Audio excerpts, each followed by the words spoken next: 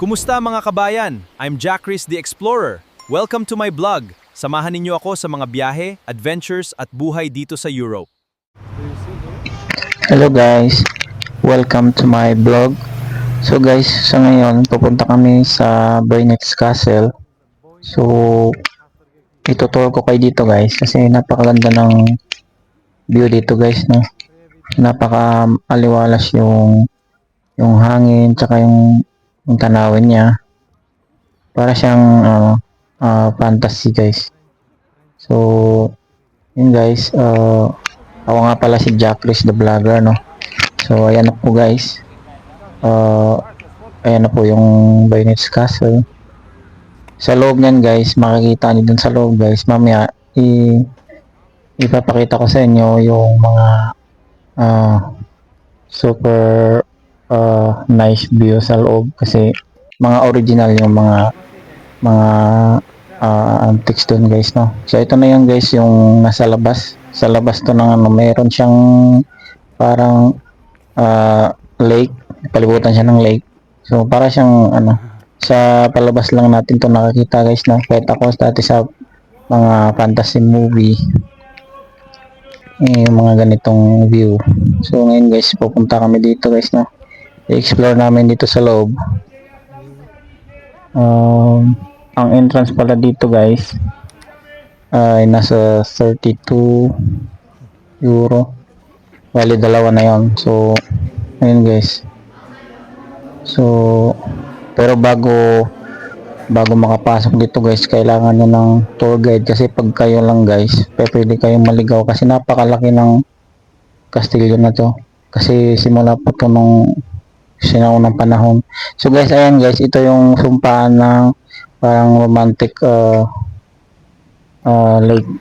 Kasi dyan sinusumpa yung mga pag-ibig. Parang ipapadlock nyo yung pagmamahal nyo doon. Tapos yan. So guys, ito, nag-aantay kami dito. Ayan, ito na guys. So, ito na yung napakataas ng hagdan dito guys. So, medyo hihingalin ka dito. So, ito yung guys, yung sinasabi kong mga original na painting, no. So, pag tinignan nyo guys, yung mga painting dito, para siyang totoo. Alam niyo yung palabas na, yung Cinderella. Yung mga painting guys, na para siyang totoo. Buhay siya. So, kung gusto nyo guys, pumunta kayo dito guys, take a look to yourself na lang kasi para maniwala kayo guys, no? Pero para sa akin guys, pag nakita nyo yung painting dito guys, swerte nyo lang guys kasi buhay siya. Ngayon lang tayo nakakita ng painting na buhay kasi ancient, to yung mga ancient antiques. So ito yung guys, mamangha kayo dito sa mga design guys. Ayan guys, oh. Pero nyo guys, sa sinuunang panahon pa to, hindi pa tayo pinanganak nito. Ang mga painting na to, ayan dito na. Ayan guys. Pag tinignan mo yung painting na guys, para siyang 3D, pero hindi siya 3D kasi ang nagpaint niyan ay magaling na pintor. Kaya siya para siyang buhay pag tinignan. Ito naman yung sinunang ruleta, no. Yes. So yan guys, yung mga antiques guys.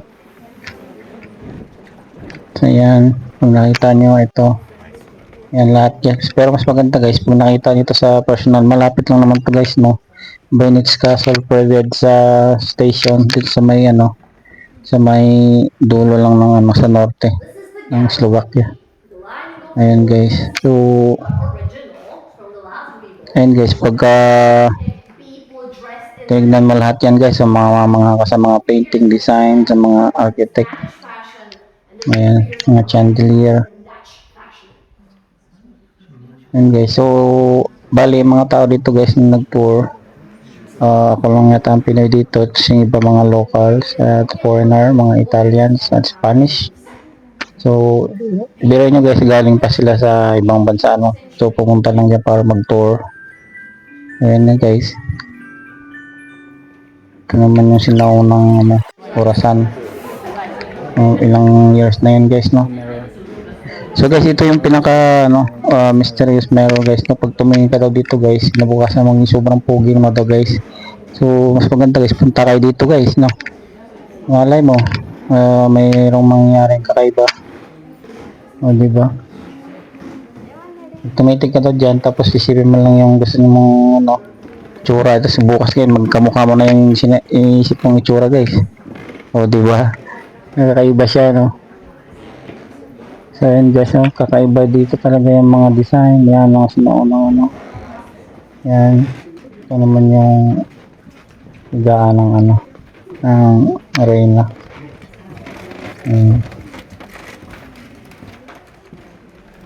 So ito guys, itong room na to guys, napaka-special na room na to guys. Kasi ang room na to ay merong historical relics, I think. Basta yung sinasabi ng ano ng tourist guide, itong room na to ay merong relics. So guys, pag pumunta kayo dito guys, mamamanga talaga kayo guys, no? Ayan, tinitignan ng mga foreigners kasi napakaganda ng design at mga logos niya. Tsaka yung carving niya, original, para siyang gold.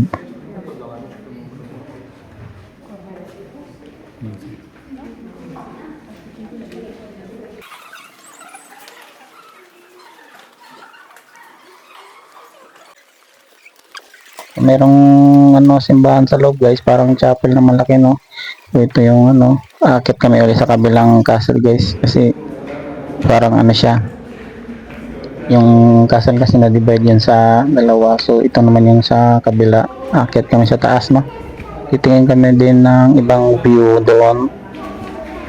Yun makikita nyo rin guys, no. Kakaiba rin yung mga design din. Tsaka hindi siya nakakasawa guys kasi iba-iba yung mga design tsaka antiques na makikita mo. Tsaka mamamanga ka guys, hindi ka antokin lang kasi sa gaya nga ng sinabi ko, buhay yung mga painting. So pag ano, makikita nyo, see it for yourself ka lang guys, no po. Mas maganda kung makita nyo talaga to sa personal. Mura lang naman guys, medyo malayo lang ng konti. Yan guys, ako yan. So medyo mainit kasi kaya parang ano, nakakapo din. So guys, bawat ano dito guys, na may mga pinto dito ng mga lagusan guys na sekreto, mga secret doors na may lagusan dun sa kakaibang dimension, kakaibang lagusan doon sa kabila. So para hindi maligaw dito guys, no, kailangan talaga ng tourist guide. Tapos yung ano guys, tawag dito, basta yung ano guys, so hindi pwedeng kayo lang dito magtutour kasi talagang maliligaw kayo guys, no. Kasi parang pyramid guys, pag halimbawa guys, pupunta kayo sa mga pintuan na hindi nyo na makabisado ang lagusan nyo guys, hindi na kayo makakalabas guys. So ito guys, ganun din dito guys, may mga sikretong mga pinto, maliliit siya. So ang tagusan ng pagkain, lumihis kayo sa linya ng pinagtutour nyo guys. So hindi na kayo makakalabas dito guys na o kayo makakauwi siya, pero marami kayong dadaan ng lagusan guys. So ayan guys, tinuturo nila na ilalagyan nila ng linyang ganyan para hindi kami maligaw, no. Hindi kami, yan, no, buhay din yan guys. So ayun, susundan lang namin yung tourist guide. So hindi talaga pwedeng pumasok dito na walang tourist guide. Ayun guys. So ito guys, ito nga daw yung ano, itong hall na to guys ay sagrado na to guys, no. So meron to tinatawag na wishing mysterious relic.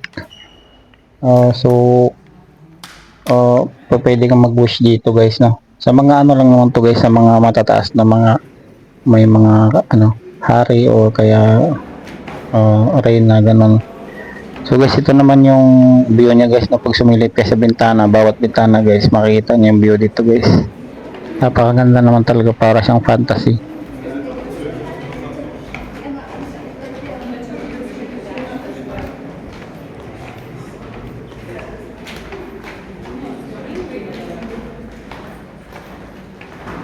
So bali yan yung kasama ko guys no, na Uzbekistan ano.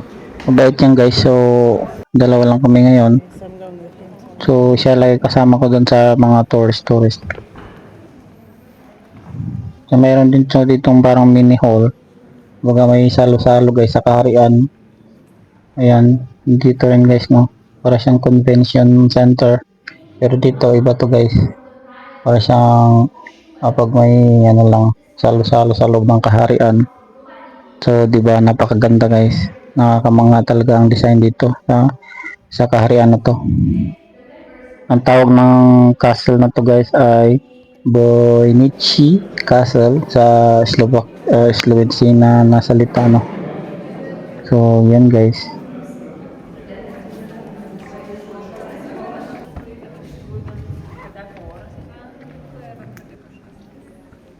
It's a maze, small maze. Tapos dito guys, meron siyang lake na mini maze. So, sa view pa lang dito guys, mga kayo dito guys kasi parang nakaka-relax talaga dito guys. Mare-refresh yung iisipan mo dito pag namasyal ka dito guys no.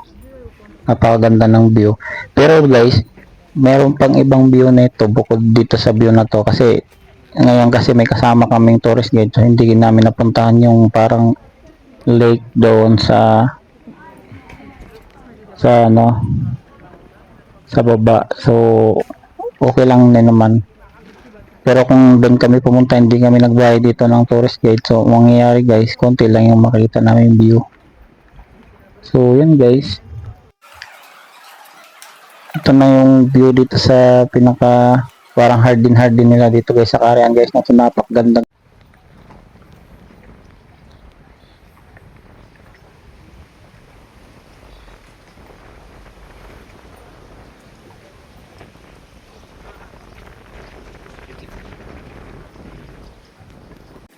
So ayun lang guys no. Thank you for watching.